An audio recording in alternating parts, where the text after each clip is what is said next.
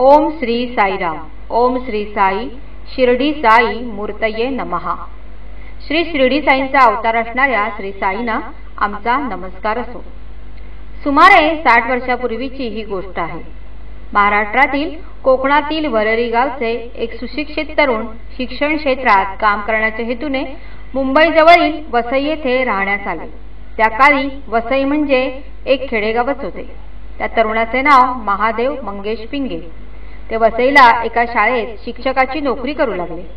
त्या काळी शिक्षकाला पगार अत्यंत अल्प असे। त्यातच त्यांना व त्यांच्या कुटुंबाला मलेरिया झाला। सर्वांची प्रकृती खालावली म्हणून ते वसई सोडून दादर येथे राहण्यास आले।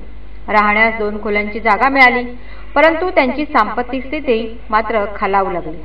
ते ज्या खोलीत राहत होते तेथे पूर्वी जो भाडेकरू होता त्याने खोली सोडताना सर्व सामान नेले होते, परंतु 2 फोटो मात्र तेथेच ठेवले होते। एक होता गुरुदेव दत्तात्रयांचा व दुसरा शिर्डी साईबाबांचा। पिंगेने दोन्ही फोटोंना हार घालून पूजा करण्यास सुरुवात केली। वास्तविक त्यांना शिर्डी साईबाबांबद्दल फारशी माहिती नव्हती। एके दिवशी अचानक एक फकीर त्यांच्या दारात येऊन उभा राहिला। त्याने पिंगेंकडे ₹1.25 मागितला। त्यावेळी एवढे पैसे देणे त्यांना शक्य नव्हते, म्हणून त्यांनी 2 आणे त्या फकीराच्या हातावर ठेवले। अर्थात 2 आणे ही रक्कम त्या काळी थोडी थोडकी नव्हती। फकीराच्या हातावर पैसे पडताच त्याने ते पिंगेंच्या व स्वतःच्या कपाळाला लावले। नंतर आपल्या हाताची मूठ घट्ट आवळली व पिंगेंना हाताची उंजळ करण्यास सांगितले। त्याने त्याप्रमाणे करताच फकीरांच्या मुठीतून पाण्याची धार निघाली व ती पिंगेंच्या उंजळीत पडली। फकीराने ते पाणी त्यांना पिण्यास सांगताच आतमधून सौ पिंगे हा सर्व प्रकार पाहतच होत्या। सौ पिंगे म्हणाल्या, अहो काय करता, ते पाणी पिऊ नका। परंतु त्यापूर्वीच पिंगेनी ते पाणी पिऊन टाकले होते। इतक्यात अनपेक्षितपणे त्या फकीराने एक कृती केली, ती म्हणजे आपल्या तोंडातून आपली आतडी बाहेर काढली व ती गरम आतडी पिंगेंच्या हातावर ठेवली।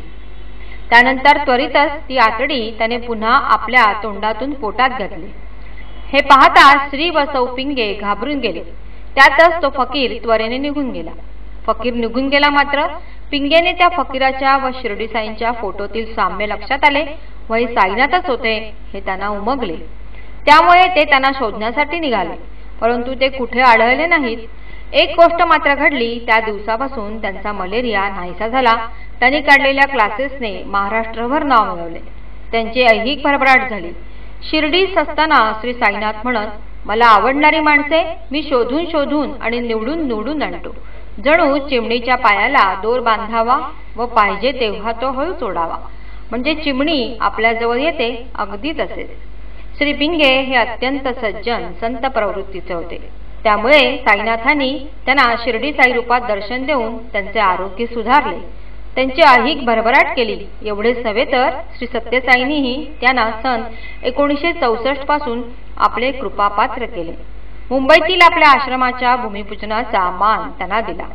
पिंगेस क्लासेसच्या रौप्य महोत्सवी समारंभासही स्वामी अगत्याने उपस्थित राहिले व आपल्या प्रेमाची व कृपेची बरसात या सद्भक्तांवर केली। ओम श्री सत्यसाई नाथार्पण।